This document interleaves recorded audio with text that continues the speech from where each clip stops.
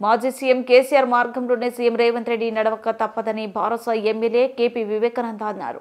మేడ్చల్ షామీర్పేట వరకు మెట్రో మార్గం పొడిగిస్తూ సీఎం చేసిన ప్రకటనతో అది రుజువైందని వ్యాఖ్యానించారు. మెట్రో విషయంలోనే కాదని జలవనరుల విద్యుత్ శాఖలను కేసీఆర్ చూపిన మార్గంలో ముందుకు వెళ్లాల్సిందన్నారు.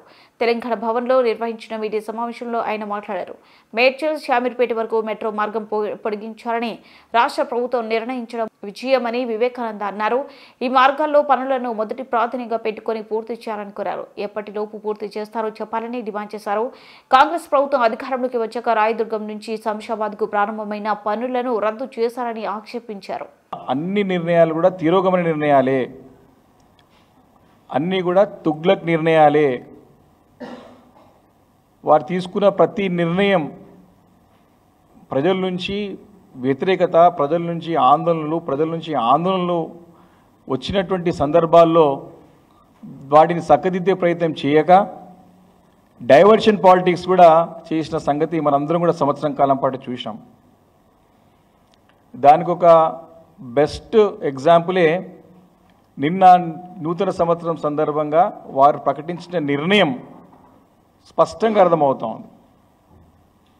ఎందుకు ఈ మాట చెప్తా ఉన్నానంటే, ఇదే మెట్రో రైల్ని మరి ఆ రోజు ప్రభుత్వం కేసీఆర్ గారు తీసుకున్న నిర్ణయమే మేడ్చల్ కానివ్వండి, షామీర్పేట కానివ్వండి, రింగ్ రోడ్ల చుట్టూ కానివ్వండి, రాయదుర్గం నుండి షామీర్పేట వరకు అయితే పనులు కూడా ప్రారంభమైనాయి.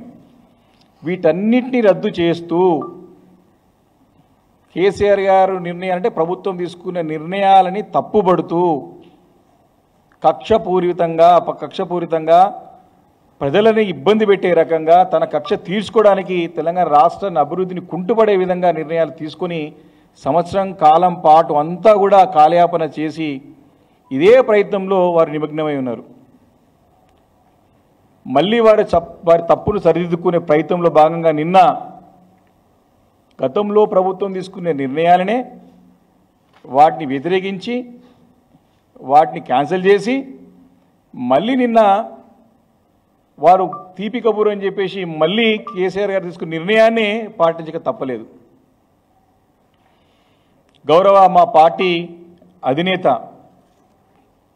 కేసీఆర్ గారు మరి ఆ రోజుల్లో తెలంగాణ రాష్ట్రాన్ని అంటే ఒక ఆత్మలాగా భావించి తెలంగాణ రాష్ట్రాన్ని మరి భవిష్యత్ తరాల వరకు బాగుండాలని చెప్పేసి ఒక రోడ్ మ్యాప్ని రాబోయే తరాల వారు ఎవరు ఇబ్బంది పడొద్దని చెప్పేసి అన్ని రంగాలలో మరి తీర్చిదిద్ది ఒక చక్కటి రూట్ మ్యాప్